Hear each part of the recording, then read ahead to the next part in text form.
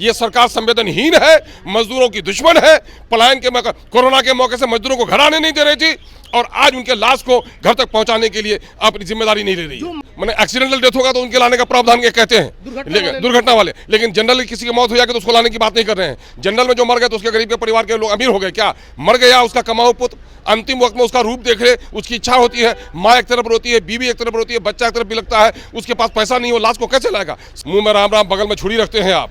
इधर कहते हैं मुसलमानों से कि हम तो देखिए फसाद होने नहीं दे रहे हैं, और दूसरी बात ऐसा काला कानून जिससे पूरे देश में सिविल वार होगा, और उस काले कानून में जाकर आप साथ दे रहे हैं। गरीब कमाने के लिए आता है, पलायन है कि प्रवासी है, उसकी व्याख्या कर रहे हैं। वो तो हो गया, नहीं कहा नहीं सर, ये गैर जरूरी बात मुझसे चल दी। अरे सर एक मुतालबा है सर गरीबों की तरफ से, बिहार के करोड़ों गरीब मजदूर बाहर में कमाने के लिए जाने के लिए बेबस है। बिहार के प्रवासी मजदूर जो बिहार से बाहर कमाने जाते हैं और वहाँ पर अगर उनकी मृत्यु हो जाती है तो सरकार उसको बिहार लाए और परिजनों को सौंपे, इसको लेकर आज सदन में बहस हो गया। सर क्या मामला था? मेरा ध्यान आकर्षण ये था कि बिहार में चूंकि रोजगार के मौके नहीं है, बिहार में मजदूरों की एक बड़ी संख्या जो पलायन करने पर बेबस है, वो दिल्ली में जाकर पत्थर तोड़ता है, हरियाणा के कीचड़ में सड़ता है, पंजाब के खेतों में जलता है। उनकी अगर मौत हो जाए तो उनके लाश को घर तक पहुंचाया जाए। ये कहते हैं कि नहीं हम एक्सीडेंटल लाश को पहुंचाएंगे, जनरल लाश को नहीं पहुंचाएंगे। मंत्री शब्दों से खेल रहे हैं और गरीबों के इस जिसकी कमाई का पैसा सिर्फ अपने परिवार के लिए नहीं जाता, बल्कि वो बिहार सरकार को भी और केंद्र सरकार को भी उसके टैक्स का पैसा जाता है। ये सरकार संवेदनहीन है, मजदूरों की दुश्मन है। पलायन के कोरोना के मौके से मजदूरों को घर आने नहीं दे रही थी और आज उनके लाश को घर तक पहुंचाने के लिए अपनी जिम्मेदारी नहीं ले रही। जो मजदूरी कर रहे हैं, जो 200-400 रुपए वहाँ कमा रहे हैं, अगर मर जाएंगे तो सरकार नहीं लाएगी। नहीं, ये आकस्मिक मैंने एक्सीडेंटल डेथ होगा तो उनके लाने का प्रावधान के कहते हैं दुर्घटना वाले, लेकिन जनरली किसी की मौत हो जाएगी तो उसको लाने की बात नहीं कर रहे हैं। जनरल में जो मर गए तो उसके गरीब के परिवार के लोग अमीर हो गए क्या? मर गया उसका कमाऊ पुत्र, अंतिम वक्त में उसका रूप देख रहे, उसकी इच्छा होती है, माँ एक तरफ रोती है, बीवी एक तरफ रोती है, बच्चा एक तरफ भी लगता है, उसके पास पैसा नहीं हो, लाश को कैसे लाएगा? सरकार की जिम्मेदारी है, निकम्मी सरकार है, बिहार में रोजगार नहीं दे पा रही है, बाहर में जाकर कमाने के लिए जाता है आदमी, वहाँ मौत हो तो लाना सरकार की जिम्मेदारी है। ये मुतालबा हमने किया है। तो ऐतिहासिक बता रही, लेकिन अरे बजट कहाँ ऐतिहासिक है? एजुकेशन का बजट तो मजबूरी थी उनकी, टीचरों ने चुके धरना हड़ताल किया तो अपनी लाज बचाने के लिए कर दिए। कृषि का बजट घटा दिया इन्होंने। कैसी बात करते हैं आप कि कृषि का बजट जो घटा दे और वो उसको कहेंगे कि बहुत शानदार बजट है, किसानों का क्या होगा?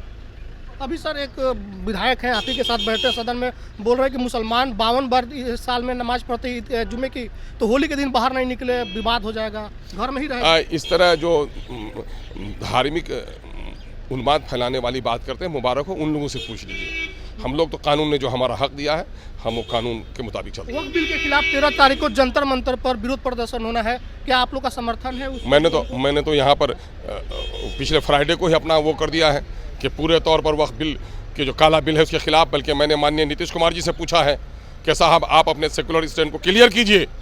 बड़े मिस्टर क्लीन बनते हैं, है ना, मुंह में राम राम बगल में छुरी रखते हैं आप। इधर कहते हैं मुसलमानों से कि हम तो देखिए फसाद होने नहीं दे रहे हैं, और दूसरी बात ऐसा काला कानून जिससे पूरे देश में सिविल वार होगा, और उस काले कानून में जाकर आप साथ दे रहे हैं।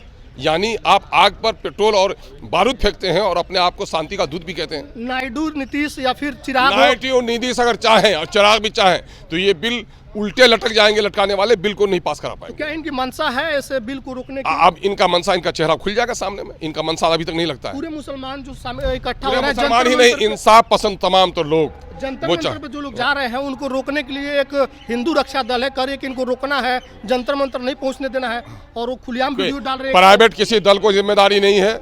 लोगों को इस देश में लोकतांत्रिक तौर पर विरोध करने का हक है, और अगर कुछ भी करेगी तो सरकार कर सकती है। निजी कोई संस्थान भी अगर इस पर टपकता है तो इसके माने वो कहीं न कहीं समाज में विद्रोह पैदा करने की कोशिश करता है। 13 तारीख को आप लोग समर्थन दे रहे हैं? बिल्कुल समर्थन है हम लोग। तो हमारे साथ MIM के प्रदेश अध्यक्ष अख्तरुल इमान साहब थे। इन्होंने एक मसला को सदन में उठाया जिस पर काफ़ी गर्मा गर्मी हो गई। इन्होंने कहा कि बिहार के जो प्रवासी मजदूर बिहार से बाहर जाकर के मजदूरी करते हैं और उनकी मौत हो जाती है किसी भी कारण से, जो एक्सीडेंटल नहीं होता है, तो उनको भी बिहार सरकार अपने खर्चे पर लाए, लेकिन सरकार इन बातों को गोल गोल घुमा रही है और कह रही है कि जो भी एक्सीडेंटल होता है उसको हम लाते हैं। इसको लेकर के काफ़ी ये भड़क गए थे। साथ ही हरिभूषण ठाकुर बचौल के बयान पर हमने पूछा तो इन्होंने कहा कि साफ तौर पर जो नफरती लोग हैं उन्हीं से पूछिए, हम इस पर कोई जवाब देना मुनासिब नहीं समझते हैं। वक्फ बिल संशोधन अधिनियम 2024 के खिलाफ इन्होंने कहा कि हम उसके खिलाफ हैं।